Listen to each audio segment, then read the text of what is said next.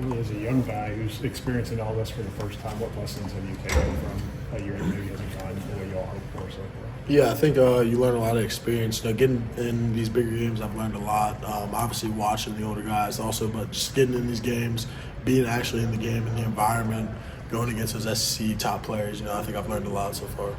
What are you hearing from some of the older guys as far as motivation in the locker room? Yeah, I think it's just keep your head down and keep working every day. It's just take it day by day and just keep going out to practice and working hard.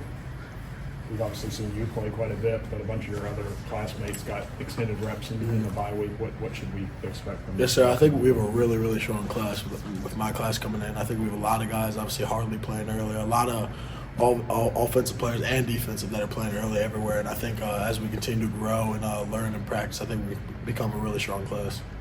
I think I remember you and Cutter. Did you have conversations before you two committed? And that seemed to be a strong bond between you. We've always been good friends.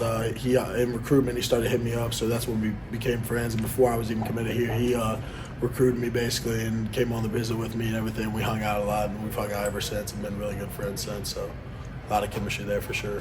Do you see him kind of picking up his energy level any at all with the possibility of some reps here late in the season? I think so for sure. I think he's been practicing a lot lately with us, and I think he looks really good. He's gaining a lot more confidence. I think he came in with confidence in every game he's been in, and I like that a lot about him, the way he comes in the game and calms down everybody and handles it like a veteran. So, Coach Stoops said on his radio show that he's got just kind of some natural leadership. Yeah, for sure. And in what way does that kind of manifest I think itself? it's when you're a freshman quarterback and you walk in the huddle and as us guys looking at you, even though I'm a freshman, but I'm just saying in general, as guys in the huddle looking at you when you walk in, you want to see your quarterback come in with a sort of confidence, a sort of like control. You know what I mean? That he's coming in like a grown man basically, and not coming in as a normal freshman. I think he does that well.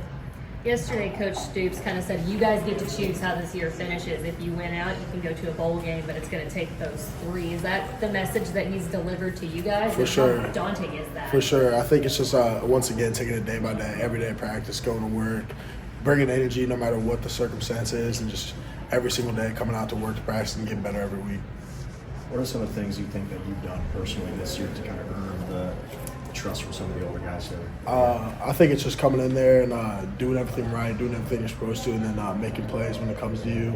And then obviously just keeping your head down and continue to go to work, and then just doing your job every play and being a team player as well. So. And we've seen some things from you this year. I mean, the first thing that goes back to me is against Ole Miss on, I think it was a kickoff coverage or something, where the hits that you're able to put on guys, especially as a freshman in this class.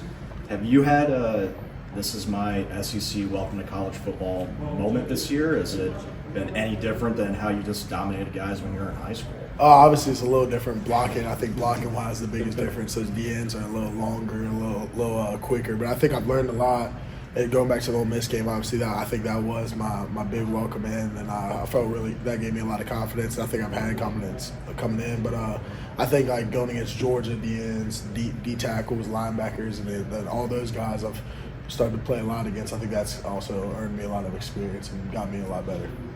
And then having a game, an opportunity like this weekend, obviously we asked Bush, you don't want to overlook an opponent, but this seems like a game that gives you guys, the younger guys, more opportunities. Does that make you lick your chops a little bit more as you prepare for Saturday afternoon? For sure. I think that's how I prepare for every game. Just coming in, just if it's my opportunity, if I get an opportunity, just come in and know what I'm doing, and taking the most advantage of that opportunity. So. Everybody good? Yeah.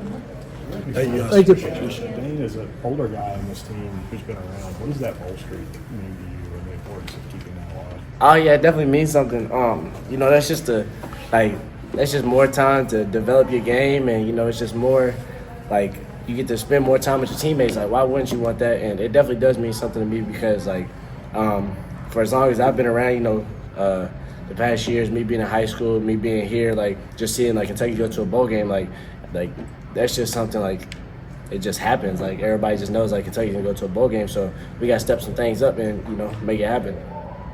On the one hand, it looks like a daunting task to keep that going. Mm-hmm. On the other, you guys have played some of your best football against the top competition. Mm-hmm. How do you balance that and weigh it mentally? Yeah, that just comes in with our preparation each and every week. So it's going to be 1 week at a time. We're not trying to look too far ahead. We're staying focused on Murray State this week. So, just one game at a time, trying to be 1-0 each and every week, and that's going to be the motto for the rest of the season. They typically, like the outcomes against FCS opponents over the years have been positive wins. Mark hasn't lost one, but it seems like a couple of them, it takes a couple of quarters to really buckle in and settle down. What's going to be the key this weekend to try to avoid such a slow start? Yeah, definitely. We got lucky, having the bye week last week. We got to do a lot of good on good. Everybody going against the starters, so that's something that's really helped us. And we just can't take this game lightly. We can't. Like I said, we got to take 1 week at a time, be 1-0 each and every week, and we got to start off fast and just get back into rhythm and start off really fast. It might be I don't want to say it's going to be a struggle, but it's just we haven't played football in a week, so we're just going to have to get on a groove really fast. We've seen Jamarion Wilcox's potential all year. Yeah. He finally had that huge game against Tennessee. What have you, as a veteran and the other older guys, been on him about all year and telling them to keep him prepared for that? Mar, he's a dog. We love seeing him out there. Whenever he gets his chance, we know he's going to go out there and he's going to make a play. And so we're just super excited when he does get out there. We get to see him out there go make a play. And we pretty much just tell him, just stay in your head, get out your head and stay the course, and time will tell, and everything that you want it'll show. Brock got banged up last game. In the event that he can't go, how much confidence do you guys have in both Gavin and Cutter? Yeah, I got confidence in both of them. We've been working with every quarterback this week, so just getting that chemistry down this week it's gonna be very important because we don't know who's going to play. We just hope everything that works out how it does, and whoever is the starting quarterback this week, we have full faith in them and that they'll go out there and give 100% and make plays. We saw Cutter go in at Ole Miss and he had a tough time. How have you seen him kind of take that and grow since then? Yeah, I know he's definitely grown. He came up to me after and I think he misspoke. He came in the Florida game, not the Ole Miss game, but he came in and in the locker room after the game, and I was telling him, just don't be upset about that. Things happen. You're a quarterback, bro. You just gotta move on to play the next play, and everything that you want. Like I said with Mara, everything he wants will show up. Coach Stoops has said he's got some natural leadership qualities to him that guys want to follow him. Have you seen that in your team? I definitely have. Him being a younger guy, and every time he gets in the huddle, I always just tell him, let's go, young buck. Because I know when he gets in there, everybody's going to pay attention to him. Everybody's going to be locked into him. And, we're just going to let him take control and do what a quarterback does. That's not easy for a young guy. Yeah, it's not easy. But there's a lot of older guys on this team, from my room, the receiver room, from the O-line room. And I know everybody's going to, even if something bad does happen, everybody's been there before. Everybody's made a bad play. So everybody's just going to lift Cutter up, even if something bad does happen. Coach Stoops told us that last week he was going to have, conversations with guys about what their decisions after the year. I mean, the season you've had, have you started thinking about draft and all those kind of things? Is that even on your mind? No, I definitely.